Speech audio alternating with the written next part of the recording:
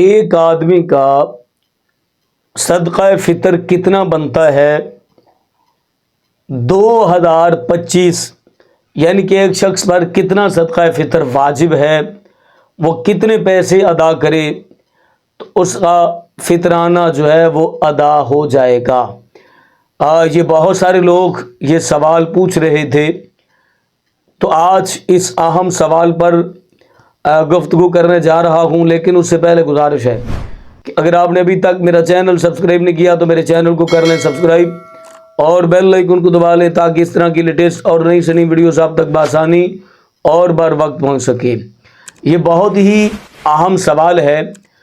رمضان المبارک میں صدقہ فطر کے حوالے سے بہت سارے سوالات کیے جاتے ہیں، تو ایک بھائی نے سوال کیا ہے کہ صدقہ فطر 2025 کتنا بنتا ہے؟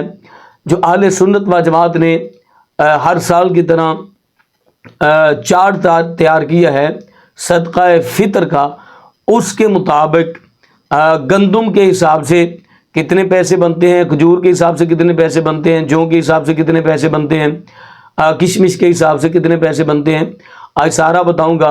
امید ہے کہ اگر آپ نے یہ ویڈیو دیکھ لی تو آپ کو صدقہ فطر کے جو مسائل ہیں وہ آپ کے کلیئر ہو جائیں گے۔ صدقہ فطر آپ گندم کے حساب سے دے سکتے ہیں، جو کے حساب سے دے سکتے ہیں، کھجور کے حساب سے دے سکتے ہیں، کشمش کے حساب سے دے سکتے ہیں۔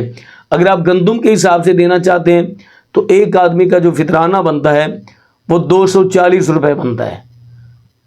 اگر جو کے حساب سے ادا کرنا چاہتے ہیں تو ایک آدمی کا جو فطرانہ ہے وہ 700 روپے بنتا ہے۔ تو اسی طرح اگر آپ اچھی کھجور کے حساب سے فطرانہ ادا کرنا چاہتے ہیں تو ایک آدمی کا جو فطرانہ ہے وہ 4000 روپیہ بنتا ہے۔ اگر آپ کشمش کے حساب سے فطرانہ ادا کرنا چاہتے ہیں تو ایک آدمی کا جو فطرانہ ہے وہ 6400 روپے بنتا ہے، یعنی کہ 6400 روپے ایک آدمی کا فطرانہ بنتا ہے۔ تو آپ نے اسی حساب سے دینا ہے۔ امید ہے کہ آپ کو اس مسئلے کی سمجھ آ گئی ہوگی۔ اپنی فیملی کا بہت سارا خیال کیجیے گا اور ہمیں اپنی مبارک دعاؤں میں یاد کیجیے گا۔ اللہ نے